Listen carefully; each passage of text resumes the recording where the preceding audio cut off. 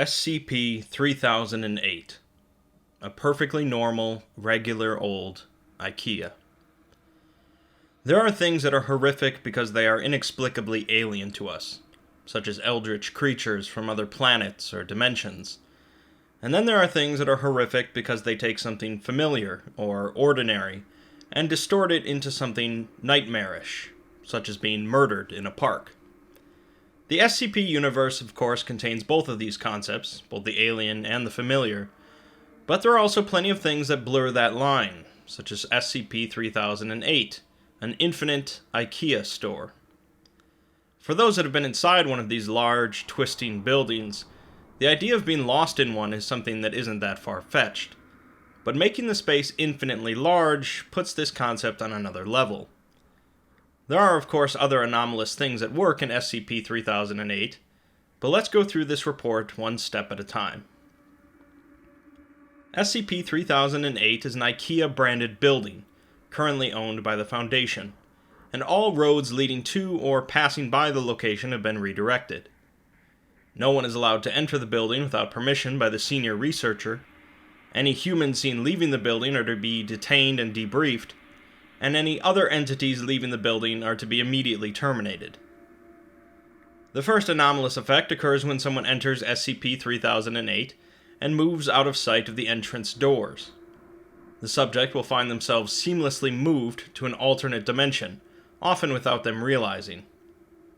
This dimension contains the infinite IKEA space, so far calculated to be at least 10 square kilometers, but at the least far greater than could be contained in the 3008 building. Entering the 3008 building through any entrance other than the front, or breaking through the exterior walls, will enter into the normal IKEA interior. At times consistent with the normal opening and closing times of an IKEA store, the overhead lighting will turn on and off, creating a sort of day-night cycle. While there are a number of exits located in the dimension, they move around seemingly randomly, and it's believed that these exits can move even while being watched by an individual. SCP-3008 contains an unknown number of humans that entered the alternate dimension before the Foundation managed to contain the building, and have so far been unable to escape or be rescued. Additionally, SCP-3008 contains a large number of anomalous humanoids, dressed as IKEA employees and possessing no facial features. These entities have exaggerated and inconsistent bodily proportions, being too short or too tall, and during the day cycles of SCP-3008, they wander through the environment, unresponsive to questions. At night, however, they will act extremely hostile to any humans in SCP-3008, attacking them while saying variations of, "The store is now closed, please exit the building." So far, 14 individuals have escaped SCP-3008, and one instance of these humanoids has come out, chasing a human. The individual was killed by the entity before security managed to terminate it, and the man was carrying an IKEA-branded journal, the contents of which I will summarize.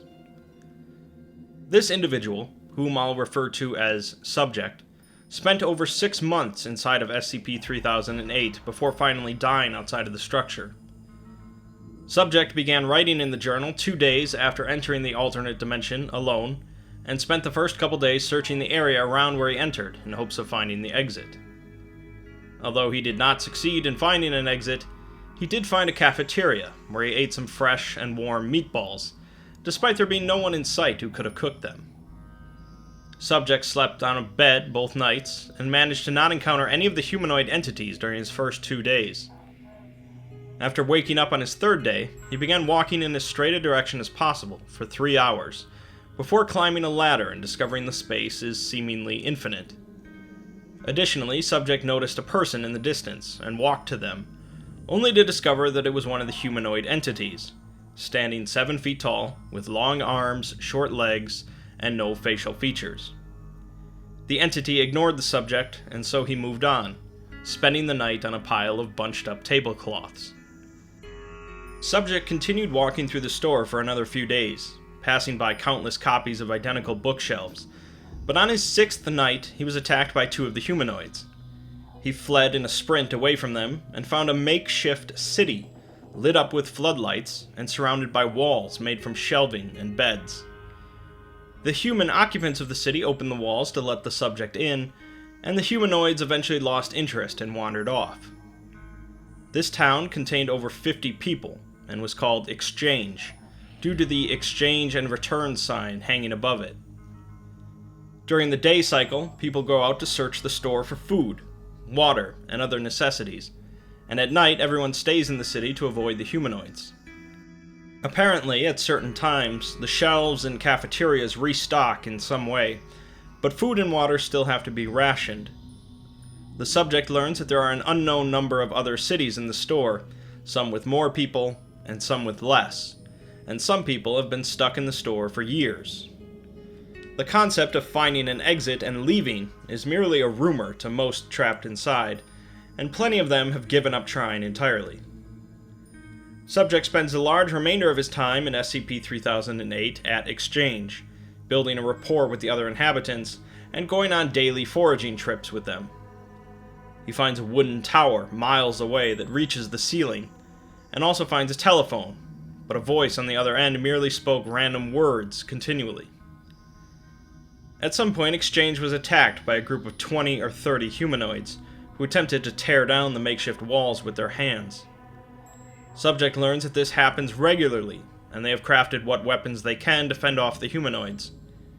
The humanoids don't seem to bleed, but go down easily enough, although the townspeople have to move the bodies away from the city, as the dead seem to attract more entities. The humanoids seem to be entirely composed of skin, or a skin-like substance, with no muscles, bones, or organs, at least when they are dead. Eventually, a dozen people arrive at Exchange, who reveal that they are survivors from another town named Trolleys. The town was ripped apart by the humanoids, which left roughly 100 dead. People continued to trickle into Exchange, newcomers to SCP-3008, and the humanoids continued to attack the town once or twice a week. Subject reports seeing a quadcopter fly past, which lines up with the Foundation's first drone test into SCP-3008, but other people in Exchange recall seeing a quadcopter fly past months prior. After having a discussion with other people in Exchange, Subject learns that some of the other people possess severely different knowledge of the outside world, including no knowledge of the International Space Station or the Statue of Liberty, and believing a different person to be the Prime Minister. This strongly suggests SCP-3008 pulls people from multiple parallel dimensions, which would explain why so many people could go missing in an IKEA. 6 months after arriving in SCP-3008, Subject is keeping up the same routine in Exchange, with occasional visits from other towns, but the attacks from the humanoids have grown worse. At a certain point, the attacks occur nearly every night, before finally Exchange's wall is destroyed in an attack, and the townspeople move on in hopes of reaching another city called Checkouts. It's believed that during this exodus, Subject got separated from the group while they were being chased by a humanoid, and found an exit. As mentioned before, the humanoid managed to chase the subject through the exit and kill him. SCP-3008 is not a tale of horrific monsters or mind-warping terrors, but it is an entertaining example of the sheer strangeness of the SCP universe. SCP-3008 likely won't keep you up at night with feverish nightmares, but the combination of familiar reality and inexplicable mystery makes this one among the most interesting of SCPs.